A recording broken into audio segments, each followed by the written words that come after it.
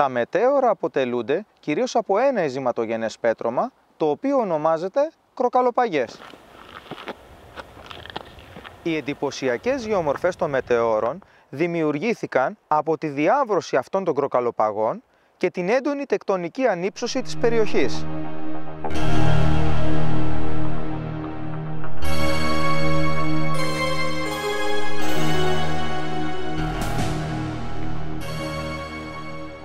Τα κροκαλοπαγία αποτελούνται κυρίως από κροκάλες, δηλαδή στρογγυλεμένες πέτρες ποταμών. Τα ποτάμια αποθέτουν τις κροκάλες, οι οποίες μετά από καιρό συγκωλώνται μεταξύ τους με ενδιάμεσο συνδετικό υλικό. Η διάταξη των ειζημάτων στα μετέωρα μας δείχνει ότι η περιοχή πριν από 23 εκατομμύρια χρόνια ήταν πιθανότατα ένα μεγάλο δέλτα ποταμού.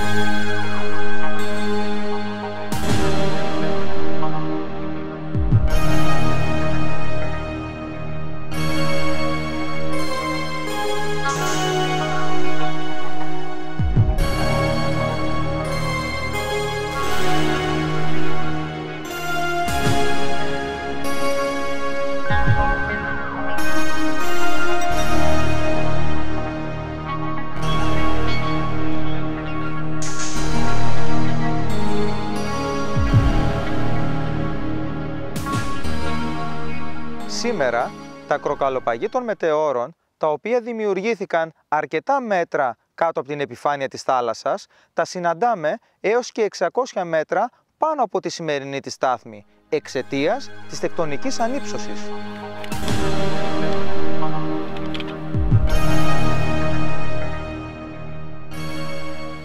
Τα κροκαλοπαγή διαβρώνονται κυρίως από τη δράση του νερού και του αέρα. Η διάβρωση του νερού διευρύνει τα ρήγματα και τις διακλάσεις των σχηματισμών, απομακρύνοντας παράλληλα το πιο ευδιάβρωτο υλικό. Επιπλέον, η αιωλική διάβρωση εξομαλύνει τις γεωμορφές, δημιουργώντας τις χαρακτηριστικές μορφές των μετεώρων.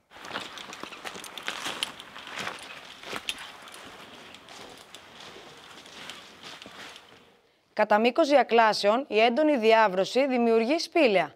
Τα σπήλαια αυτά διευρύνονται από τη δράση του αέρα και του πάγου.